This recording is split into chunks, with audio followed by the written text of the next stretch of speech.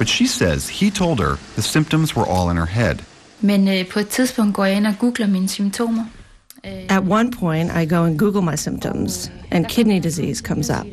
And I show that to my doctor, but he says, like he said those other times, there's really nothing wrong with me. Turns out she did have kidney disease.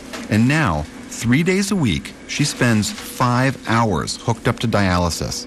Without a kidney transplant, she'll live like this for the rest of her life. Back in 2006, Steen Larsen felt a bulge in the back of his throat.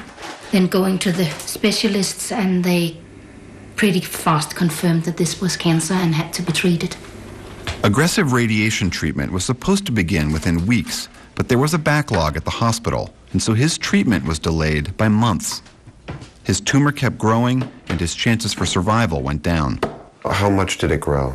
It was on the way out, outside of my mouth. You could visualize it when he opened his mouth. If these people lived in the United States and they wanted some compensation for what had happened with their cases, they basically have one option. You hire a lawyer and you take your case to court. But here in Denmark, they have a very different approach. Instead of suing your doctor or hospital like we do in the U.S., here you direct your complaint to this office, the Patient Insurance Association. Martin Eriksson is the deputy director. So let's say I'm a patient and I believe that I've been hurt by a doctor or a hospital. What do I do? All you have to do is actually to fill in a claims form. You can even fill it in on our webpage. So you don't need a lawyer?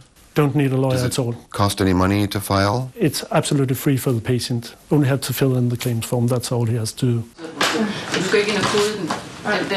The patient's complaint about their injury then goes to an independent panel of lawyers, doctors, and administrators. There's no courtroom and no testimony. They examine a patient's medical records and hold it against this standard. Would an experienced specialist in the field have acted differently, thereby avoiding the injury?